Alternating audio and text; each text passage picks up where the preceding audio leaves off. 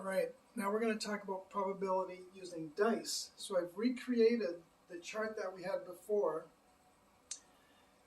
which shows the sum of the numbers on the two dice. So for example, if one dice or die is a 3 and the other die is a 5, the total is 8.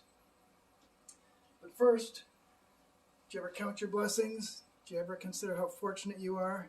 You've probably heard the famous saying, "There, but for the grace of God, go I," referring to someone you might see like a homeless person. That could be you, but it isn't. You're better off. Thank God for that. And similarly, I say, here, by the grace of God, am I. My situation is so much better than most people, and I need to thank God for that. Okay, for homework, I asked you to calculate the number of players who played euchre or bridge, euchre union bridge, and the number that played euchre or chess, and the corresponding probabilities. So let's refer to our Venn diagram again. Remember I said there were 100 players, just for the number to be nice and round. So if we want to get the number who play euchre or bridge, it's all except for those 15. So that would leave 85 out of 100. And if we want to get the number that played euchre or chess, that would be all except those 5. So 95 out of 100. So the probability would be 85 out of 100. Or if you reduce that, 17 out of 20. Change it to a decimal. It's probably easier by looking at this one. 0.85 or 85% probability. And here we got 95 out of 100. 19 out of 20. 90.95 or 95%. Those are the probabilities. Okay, but now let's consider a couple questions involving dice.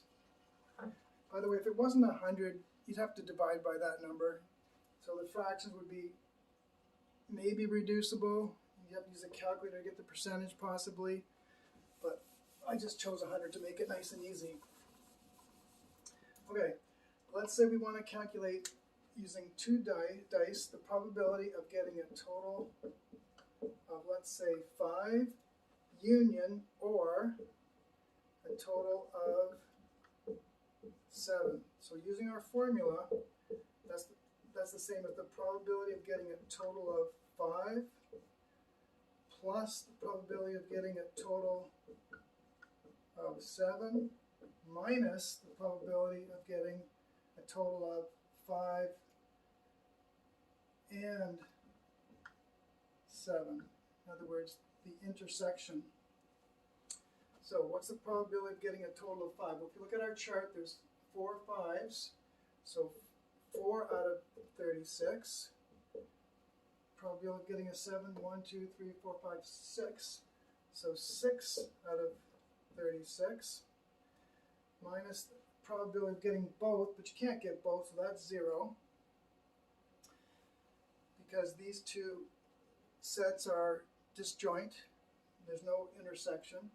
So that gives me 10 out of 36 or 5 out of 18, which you could change to a decimal and a percent if you so choose.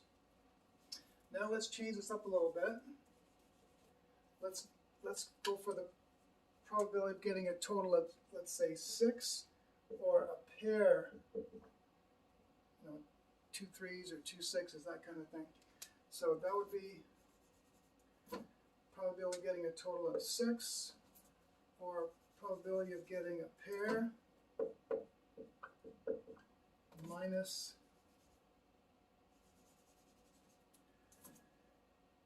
6 intersection a pair. So what are those probabilities? Well, total of 6, let's see, there's 1, 2, 3, 4, 5. So 5 out of 36. A pair, 2 1s, 2 2s, 2 3s, 2 4, 2 5, 2 6. So 6 out of 36. And then what about 6 and at the same time a pair? Well, that would be just this one right here. So minus 1 out of 36, which gives me 10 out of 36.